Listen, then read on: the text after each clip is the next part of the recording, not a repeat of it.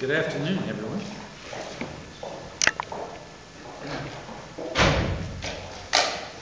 Well, thank you for coming this afternoon. I am pleased and proud to announce today a joint agreement between Ohio's agricultural leaders and the Humane Society of the United States, which will result in the Humane Society not pursuing a ballot initiative this fall and will enhance animal welfare and animal care standards. This agreement represents a joint effort to find common ground. And just let me say a personal thank you to all those involved in these talks and negotiations. I think what we have concluded is something that is good for Ohio agriculture and will be good for animal welfare in our state.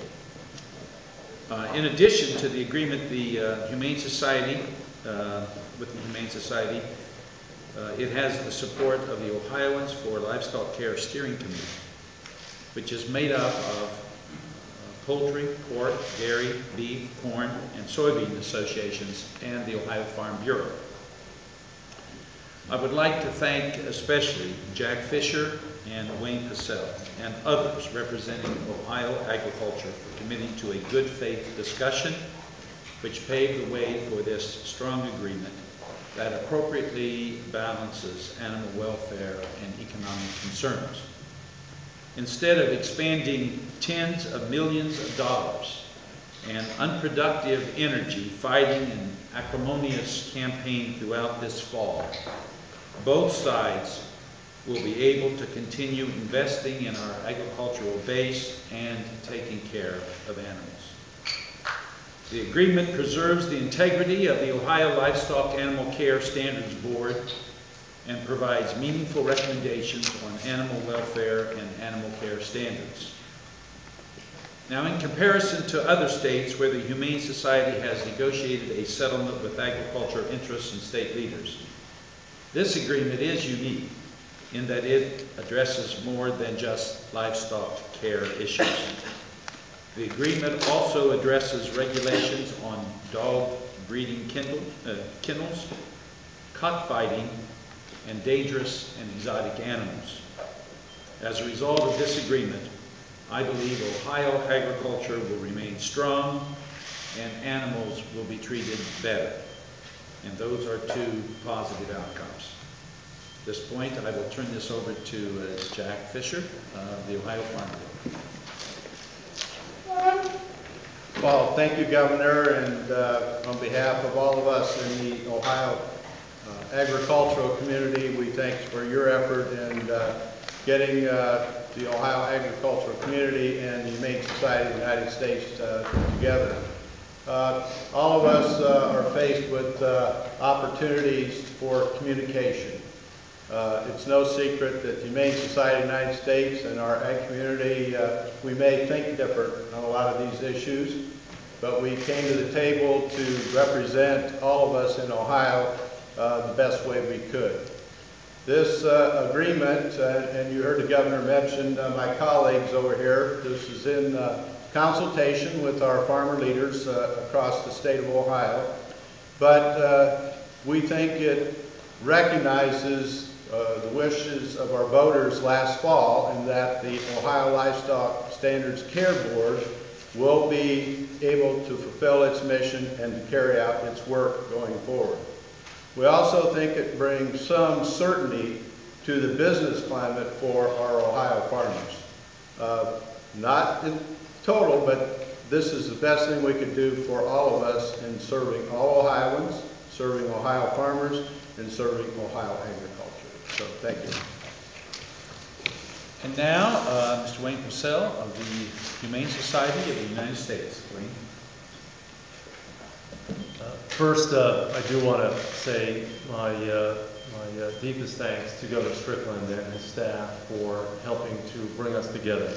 As Jack indicated, we've been at odds on a number of issues, and the Governor really pulled us together and sat us down. I also want to extend my thanks to Jack and to the other leaders of the commodity organizations for good faith discussions.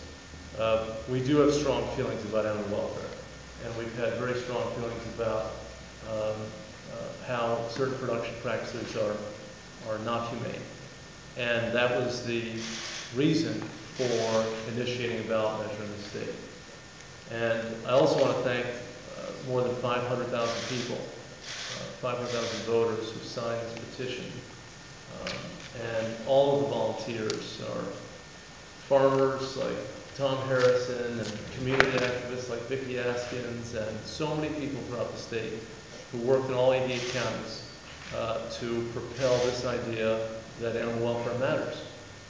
And I think Jack and the governor hit it on the head. I mean, it's important that we came together to discuss this. It's expensive. It is an uncertain circumstance for both sides to have a ballot initiative, and it's a better outcome if we can advance these reforms. And as the governor said, this is not just about animal agriculture. This is a comprehensive animal welfare package that moves Ohio in a great direction on animal welfare. I know when the governor was in Congress, he worked hard to strengthen the laws at the federal level against cockfighting, and he's committed to working to pass felony-level legislation here in Ohio. He's going to work with us on getting strong anti-puppy mill legislation advanced, and he's also going to push forward an administrative rule to deal with private citizens keeping dangerous wild animals as pets, like bears and lions and chimpanzees, animals that cannot properly be cared for in a captive setting, and that pose a danger not only to their caretakers, but to members of the community. And I think on the livestock issues, advancing 5 important reforms, phasing out veal crates in 2017, phasing out gestation crates over 15 years, allowing the producers not to have to deal with the expense of shifting to another system, but not having new gestation crate facilities coming into the state. Having a timeout on new battery cage operations, an issue that has been quite controversial and has been a central element of this. And then having good standards on humane euthanasia and down animals. 8 important reforms that the governor is going to have a hand in. We hope the legislature will complete, and of course the Ohio Livestock Care Standards Board. I pledge that the HSUS will work with the Ohio Livestock Care Standards Board. It is part of the Constitution of Ohio. The voters approved it, and we're anxious and looking forward to working with them to address those issues as well as continuing issues. It provides an ongoing mechanism to handle these issues. And I think HSUS and the Farm Bureau are going to look at research ideas to identify best practices and to figure out the best outcomes for animal welfare. And as the governor said, we want animal welfare, but we also live in the real world. And I think that this agreement balances these interests and really moves Ohio into a new dimension in terms of animal welfare.